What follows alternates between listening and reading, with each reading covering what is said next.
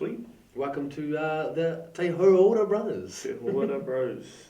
Sweet. I'm Hamiora Bennett. Hail from Tauranga, or based in Dunedin. Shit, do we have to do a... Nah, we'll keep it simple. We'll just do a little, but this can be a little like intro session, and if we kind of just keep focused on ourselves as opposed to the camera, I think we'll be pretty good. But I've been living in Dunedin the past... Yeah, exactly. I've been living in Dunedin 13 years. I'm from Tauranga originally. The inspiration behind this podcast is to create 10 to 20 minutes-ish. They will go over sometimes, they may be under, of actionable. That means we can do it really easily from whatever we learn, understandable, so it's delivered and communicated in a way that hopefully everyone can understand. Digestible, comprehensible. Correct. That's right. So in a small enough time frame, so it's like, I can get a little bit of information and knowledge and take that on board and implement that into my life, and try to bring it back to hopefully a Maori and even a wider Pacifica and general context, specifically because we know of the health challenges or the balance that we are not struggling with, but there are challenges as in this day and age. There's a disconnect. There is a disconnect. There are the things that we are aware of. I mean, the reason we're all in this is because we probably have some sort of health experience or challenge, and we're smart enough and we're lucky enough to kind of our journey to bring us here today. For example, when I was growing up, I was like dangerously asthmatic. I was always very active I know, Fraser, you have had your battles with injuries as a young sportsman, and Sherman's disease, which was that's a really interesting topic. And I know yourself, Jay, like a big fascination in autoimmunity, which is effectively the body's health mechanism, right? Immunity, like keeping us well, and when they're like common autoimmunity things that we face ourselves. For example, I had eczema when I was growing up. That we would describe that as an autoimmune related thing. Even asthma in a way is kind of like a potential thing that is developed from Maori homes that can be developed from things like that. But anyway, getting off topic now. So we're here to add our little value in the space. Hopefully it's like long. We're gonna try help the world. Let's try. We start by this. We thought we'd start by helping our people first, and then where from there I don't know. But we want this to be free. We want this to spread wide. We want it to be long enough so it's kind of like a car drive or a TV episode. Keep it organic. Yeah. Authentic, organic, and this relatable. And we're not wealthy guys, but this is our little way of putting some value out there in the universe. So here's man. Don't get me started. We can't dish out some money on any flash government initiatives, but we can put some information out there. Yeah. So Hamiora Bennett, you boys can introduce yourselves very briefly. Jordan, do you want to go first or me? You go. We'll go down the line. Kia ora. So my name's Fraser Beck. I hail from Invercargill originally, and I've got a very strong passion about breathing research and how it relates to every aspect of our hauora. I think all three of us, as the Hauora Brothers, we appreciate the Maori conceptualization of health and how it can relate to not only Maori people but the world as well. So I'm Fraser. And I'm Jay Downs. I've also been a personal trainer and moved into personal trainers, haven't we? Yeah, I didn't think all have been personal trainers. Yes. I guess that comes with the whole joy of health and fitness. Yes. I went and studied neuroscience, and now I'm doing science communication as well. And like Hami said before, I've also had a lot of issues with, actually I don't know if you said it, but I've had a lot of issues with autoimmunity. I don't call them issues, I call them just challenges because we've kind of learnt about them, and it's kind of part of why we know a lot about these things, you know. Yeah. I've had asthma before as well. I had asthma. For real? Yeah, same. Yeah. And I still occasionally get mild asthma. But I think I once in a blue moon, like... it's a special thing. If you've been bad in other aspects of your life, you probably start to get asthma more, you know, systemic inflammation. I think that there are some relatable issues which, you know, Jay will be familiar about as well. Yeah, everything from eczema to asthma, hay fever, Yes. like they're all intertwined. And then later on down the track, we get certain things like, say, well, this one's getting a bit controversial, but say the likelihood of getting things like Alzheimer's and other dementia issues will just start to come on board. Or even cardiovascular issues. If you're having a whole lot of inflammation throughout your arteries, then that's what's actually going to lead to the cholesterol buildup, rather than just eating a whole lot of fatty food and it clogging up your arteries. You need inflammation first. Yes. You don't just eat fat and then you have a heart attack. I want to have a way to be able to measure inflammation, like systemic inflammation, based on what people are thinking. You know, because that is a large part of what's causing stress and inflammation to a lot of people. It's how they're thinking. It'd be an interesting thing to be able to measure eventually. Could be done, yeah. I think it definitely returns to the balance. Like the brain functions better when the gut is fed healthy material to function on, and with. What are your thoughts on coffee?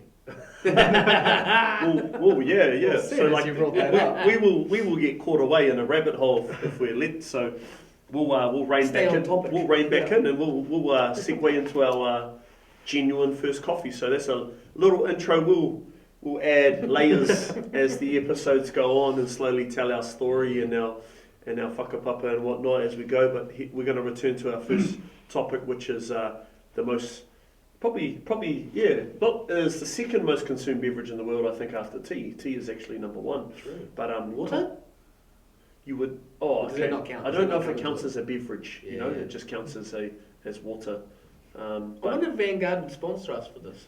well, maybe, because this will be the second podcast that they've been sponsored on. So Especially if we fucking chuck tons of like cups of Vanguard in front of it. Just in case. But anyway, shall we? Vanguard coffee. Vanguard Especially coffee. For your Vanguard caffeine coffee. needs. Located on Princess Street, Dunedin, New Zealand. Yeah, it's pretty legit. It's pretty damn good. Okay, what is coffee like for you, Hummy? For me, What is what is coffee for me? like? Why do you have it so often? So I'm a bit of a coffee fiend. So I have a quad shot, which is a 4-shot coffee, 3 to 4 times a day, and for me, I think I'm addicted to the I'm addicted to how it stimulates my brain. You know, It's like a help session. Today. My name's Hummy and I'm addicted to coffee. Well, I probably am. It's you like know, the AA. if I'm being- It's like the CA. if I'm Coffee, being, coffee if I'm being anonymous. realistic, like Coffeeholics. you know, coffee is not. I don't think I'm really addicted to anything in the sense of the word, in which I'm trapped by a consumer pattern. But I really fucking love it, you know, big time, and it just boosts my brain. I'm not doubting that. I'm sure some people are just having it in a habitual manner. I'm having it because I'm hooked to how basically just puts my brain on speed, and I really enjoy that. Yeah. Do you still get the buzz? My first coffee is I get a buzz, absolutely, and it's not overwhelming, and it's not as profound, but I still definitely get a good buzz from it. Yeah, but you know, there are, you know, some people like have a high tolerance. I think I have a high tolerance for it.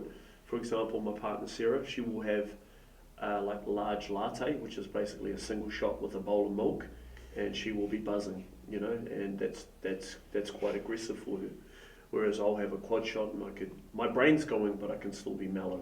Yeah, Still maintain. absolutely. Yeah, still composure. Yeah, See, I don't feel like I get the buzz as much anymore. yeah. I think I need to have like a month off drinking it to get the buzz. Yeah. Yeah, to rebuild that. Well, the half-life of it's reasonably short, isn't it? Particularly Depends from on the who you caffeine. are. Yeah. The half-life changes. That's one of the most variable things with caffeine. Yeah. The half-life between individuals. But, I can't actually remember. What would the range be? Like 2 to 4 hours. It can be anywhere from a couple of hours to like all Yeah. the way up to like down to It's- half the day. I know Like, it's pretty- huge yeah. range. Yeah, Buzzy. Yeah. but it can clear reasonably fast. That Yeah. much I do know. I know myself, like if I have coffee first thing in the morning and I haven't had coffee previously, like I haven't built up a tolerance, I'll be awake until like 2 in the morning. Okay, yeah. It's just like my first Yes. go at it. But then if I build up the tolerance, then maybe by the third day, I'll be sleeping fine. I don't think I'm very sensitive to things, and the only reason I say that is I can have a coffee at night and I'll go to bed and I get to sleep and no dramas. Same. Yeah. Can you have a hot drink at like 9 PM and still sleep? I think I'm a bit Italian in that way, you know, can have a lemon cuppa after dinner and I'm sweet. But absolutely, and in the other spectrum, geez, if my partner Sarah had one after lunch, then she's going to have trouble, you know, relaxing in the evening, you know. So that's quite interesting as well. So what, how many quad shots would you go through? No, as I say, I usually have 3 to 4 a day. I'm trying to limit it because I don't think 12 to 16 shots of coffee. Yeah, trying to think more internally about, is it great? I personally, again, I don't think there really is an issue. Like if we're using a high quality bean, I'm a bit fussy. I do go down the cafe and get a good coffee. Plus, I eat an adequate amount of food, so not like I'm putting I'm not putting this, you know, sold product on my body. But we do know, you know, there are a few mechanisms at play when we put a stimulant in our body that definitely can spike a couple of things, right? It can get our brain really going. It can assist in some of the body's functions, like to really get firing. Metabolism, does it increase? I believe it does. I guess. Marginally. It's not like... That's more to do with the caffeine direct. as opposed to the coffee. Yeah, well... Yeah, the caffeine is like the key element that's going to make all the difference. But it's just, the caffeine itself is, I'm probably going to get this wrong. It's been a while since I've looked this up. It's an adenosine receptor blocker, I think. The adenosine is released as a metabolic byproduct when you create energy, and that adenosine ends up causing a sleep pressure. So that sleep pressure is exactly what it sounds like. It's what makes you feel tired. So if you're blocking the receptor that adenosine usually connects to, then you're not going to feel tired. So that caffeine is pretty much just preventing you from feeling tired rather than like hyping you up and getting you going. So like the addition of sugar and all those other things. Yeah, those other things are probably going to boost you, but the caffeine will stop the actual sleep feeling. Now, does that make you more tired later on in the day? Does the body have a... For everything we lose, we gain. For everything we gain, we lose, right? Like you get that little response from that stimulant that has to come down at some stage, bro. Just like a sugar rush or anything else. I think we can... we'll see that potentially in return of a drop in brain function, potentially. Like I know it... For example, if I have a coffee, man, boom, brain's going, man. I'll just chatter. It's good to go. But I think that there is a response. Feels like if you have one at 9 in the morning, it takes the energy that you would have had at 3 or 4 p.m. and you get it then. You know, kind of steals a bit of energy from you later in the day. It does. It helps to release the cortisol first thing in the morning. Yeah. Which you hear a lot of people who are against the idea of having coffee will tell you that you're better off going outside and walking around in the sun because that's helping to kickstart your circadian rhythm. So that's when you start to release cortisol naturally. So when you do that, that pretty much starts off your day. So then your brain wakes up and then it carries you until the sun goes down and then you start to calm down again. Which is when you're going to start releasing that melatonin, which is going to help give you the signs of sleep. And sure, that's probably right, but caffeine just it gives you that kickstart of cortisol without looking at the sun, getting some light, which is probably good for us when it's say like winter like it is now.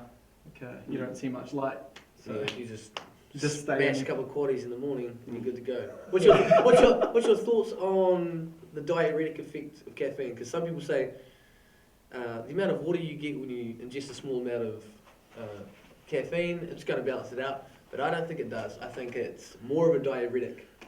Now, so what we need to do there is we need to replace the salts and our electrolytes because, absolutely, there is a diuretic effect. I would have to agree with that.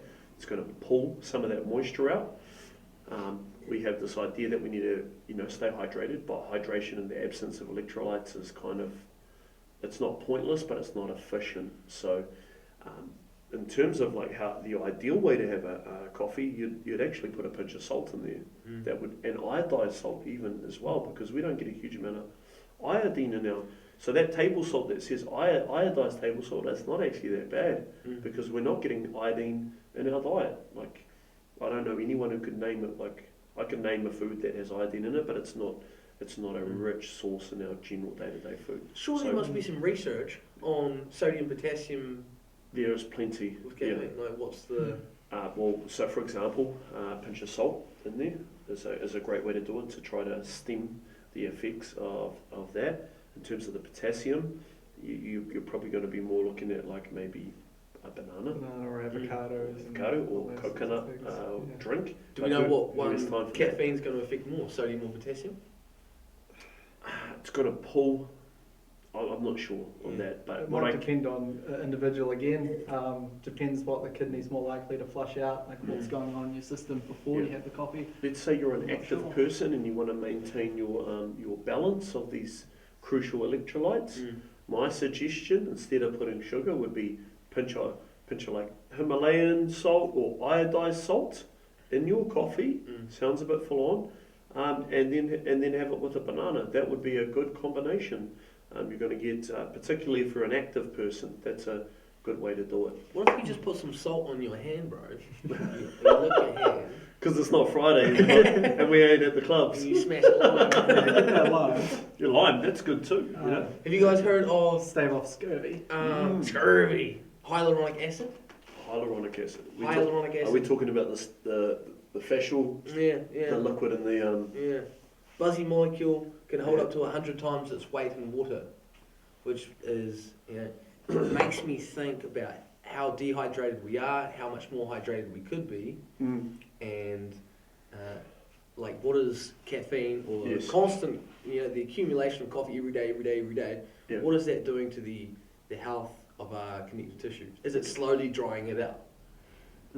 It's something that I would want to. Well, so like think about it, I think that, for example, 100 times its weight in water. in terms of like stimulants and consumables and beverages and things like that, humans have, from vast arrays of indigenous and deep backgrounds, have always had these kind of things in our existence. I mean, if we can go to the islands, again, it's not coffee, but you have the Fijians with, just buy in the bush, and it's not necessarily a hot beverage either. But we have, you have yerba in South America. You have the various tea ceremonies throughout China and Japan. We have kava in the Pacifica. So, using beverages to do something is not unfamiliar to humanity since always. So, no, I don't think it's an issue. In terms of our hydration, I mean, there's a little bit of an intrinsic thing there. We should make sure we drink a lot of water.